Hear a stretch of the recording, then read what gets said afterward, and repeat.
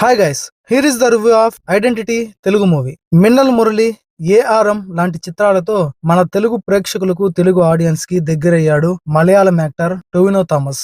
అఖిల్ పాల్, అనాస్ ఖాన్ సంయుక్తంగా డైరెక్ట్ చేసిన ఈ మూవీలో టొవినో థామస్, త్రిష కలిసి నటించారు. ఇదొక investigation action thriller movie. Already మలయాళంలో రిలీజ్ అయింది. ఇప్పుడు రీసెంట్ గా తెలుగు లాంగ్వేజ్ లో ఓటీటీలో స్ట్రీమింగ్ వచ్చేసింది. ఇక ఈ వీడియోలో ఈ ఐడెంటిటీ మూవీ ఎలా ఉంది అనే విషయాన్ని మాట్లాడుకుందాం. ఏ ఓటీటీ ప్లాట్ఫామ్ లో స్ట్రీమింగ్ అవుతుంది అనే డీటెయిల్స్ కూడా తెలుసుకుందాం. వీడియో చాలా ఇంట్రెస్టింగ్ గా ఉండబోతుంది. స్కిప్ చేయకుండా లాస్ట్ వరకు చూడండి. లాస్ట్ వరకు చూస్తేనే నా ఒపీనియన్ రివ్యూ అనేది మీకు అర్థమవుతుంది. ఇంకొక చిన్న రిక్వెస్ట్ ఏంటంటే, ఎవ్రీడే తెలుగు, హిందీ, తమిళ్, కన్నడ, మలయాళం అంటూ తేడా లేకుండా మంచి కంటెంట్ ఉన్న movie information videos, movie reviews, OTT updates ఎప్పటికప్పుడు మీ ముందుకు తెస్తూనే ఉంటా.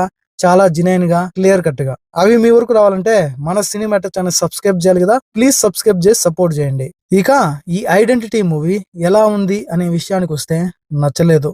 బోల్డ్ అన్ని సినిమాల్లో చూపించిన కథనే తిప్పిచ్చి మళ్ళిచ్చి ఏది ముందు ఏది వెనక అర్థం కాకుండా ఏదో చేద్దామని ఏదో చేసి మన బుర్రకి ఇంకాస్త హీట్ పెంచేశాడు డైరెక్టర్.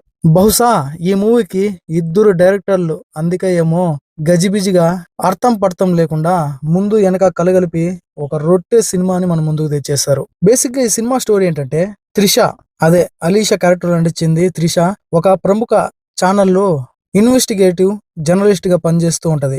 ఒక కేసు విషయమై ఇన్వెస్టిగేట్ చేస్తూ ఉంటది. అప్పుడే ఒక హత్యను తన కల్లారా చూస్తది.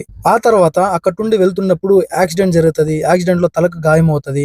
ఆ కేసు విషయమై అలన్ జాకబ్ అనే ఒక పోలీస్ ఆఫీసర్ ఇన్వెస్టిగేషన్ కి వస్తాడు. ఆ మర్డర్ ని కల్లారా చూసిన అలీషాకి ప్రాణభయం ఉండటంతో అలన్ జాకబ్ ఏం చేస్తారంటే, తనని పేరు మార్చి రహస్యంగా ఉంచి ఇన్వెస్టిగేట్ చేస్తూ ఉంటాడు. అప్పుడే స్కెచ్ ఆర్టిస్ట్ గా పరిచయం అవుతాడు హీరో హరణ్ శంకర్. అలీషా చెప్పినట్టుగా స్కెచ్ ని గీసి అలన్ కి ఇస్తాడు. కానీ అలీషాకి యాక్సిడెంట్ అవడం వల్ల, తలకు దెబ్బ తగలడం వల్ల సరిగ్గా తన ఫేస్ ని కంక్లూజ్ చేయలేకపోతుంది. ఒకానొక దశలో అలన్ కు హరణ్ శంకర్, అదే హీరో పైన డౌట్ వస్తుంది. అప్పటి హీరోని వెంటాడడం మొదలు పెడతాడు. అసలు ఈ అలన్ జాకబ్ గతమేంటి, హరణ్ శంకర్ గతమేంటి, అసలు హరణ్ శంకర్ ఎవరు, హీరో ఎందుకు స్కెచ్ ఆర్టిస్ట్ పేరు పైన ఈ కేసులోకి ఎంటర్ అవుతాడు అనే ఎన్నో ప్రశ్నలకు సమాధానమే ఈ ఐడెంటిటీ మూవీ. ఇందులో చాలా క్రైమ్ సిస్టమ్ ని చూపించే ప్రయత్నం చేశారు.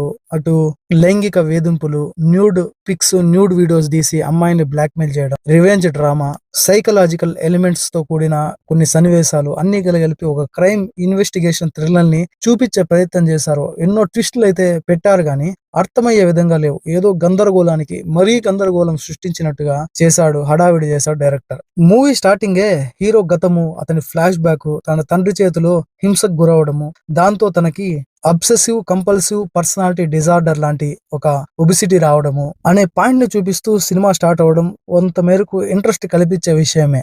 ఆ తర్వాత ఒక క్రిమినల్ మర్డర్ తో అలన్ అనే ఒక పోలీస్ అధికారి ఈ మూవీలోకి సీన్స్ అసలు మ్యాటర్ లోకి రావడము, దాని తర్వాత అలీషాకు హత్యకు ఉన్న సంబంధము, ఏ విధంగా హత్యను చూసింది అనే పాయింట్ అనేది ఇంట్రెస్టింగ్ గానే ఉంది. ఎప్పుడైతే స్కెచ్ ఆర్టిస్ట్ గా హీరో సీన్ లోకి ఎంట్రీ అవుతాడో అప్పటి కొద్దిగా స్క్రీన్ ప్లే పరిగెత్తినట్టు అనిపిస్తుంది, మంచి ఇంట్రెస్ట్ వచ్చినట్టు అనిపిస్తుంది. కానీ జరిగిన పొరపాటు ఏంటంటే, దాదాపు 2-3 ట్విస్టులు ఉన్నాయి. మంచి ట్విస్టులే పడ్డాయి, మంచి స్క్రీన్ ప్లే అయితే రాసుకున్నాడు గానీ మరీ గందరగోళానికి ఏది ప్రెజెంట్, ఏది పాజిటివ్, ఏ సిచ్యువేషన్ అర్థం కాని పరిస్థితులకు తీసుకెళ్లిపోయాడు చూసే ఆడియన్స్ ని. ఒకానొక దశలో హీరోనే విలన్ ఏమో అనిపించే స్థాయికి తీసుకెళ్లాడు. అదొక గుడ్ పాయింట్ అని చెప్పొచ్చు. కానీ ఏదో ఒక గందరగోళము, అర్థం కాని విధంగా చేశాడు డైరెక్టర్. అటు హీరో హరణ్ శంకర్, ఇటు ఇంకొక పోలీస్ అధికారి అయినటువంటి అలన్ జాకబ్, వీళ్ళిద్దరి మధ్య ఎవరు మంచోళ్ళు ఎవరు చెడ్డోళ్ళు అనేది ఒక పాయింట్ వరకు తీసుకెళ్లిపోయి అది ఎగ్జైట్మెంట్ చూసే ఆడియన్స్ లో ఇంట్రెస్ట్ పెంచే విధంగా తీసుకెళ్లాడు. ఫస్ట్ హాఫ్ మీద సెకండ్ హాఫ్ కొంచెం పర్వాలేదు అనిపిస్తుంది కానీ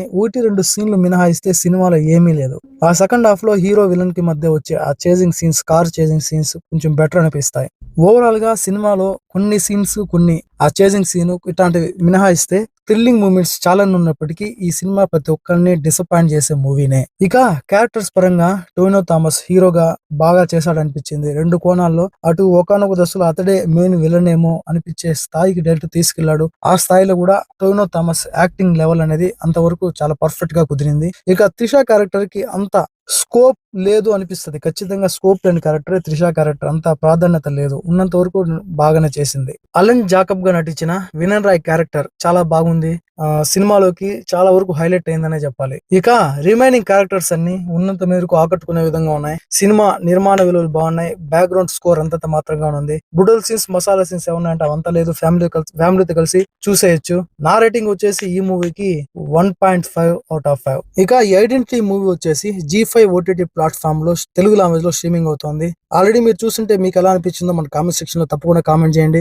మన సినిమా ఛానల్ సబ్స్క్రైబ్ చేసి సపోర్ట్ చేయండి. ఇలాంటి మరిన్ని వీడియోస్ కోసం నెక్స్ట్ వీడియోతో మళ్ళీ కలుద్దాం. అప్పటి వరకు stay tune. Thanks for watching.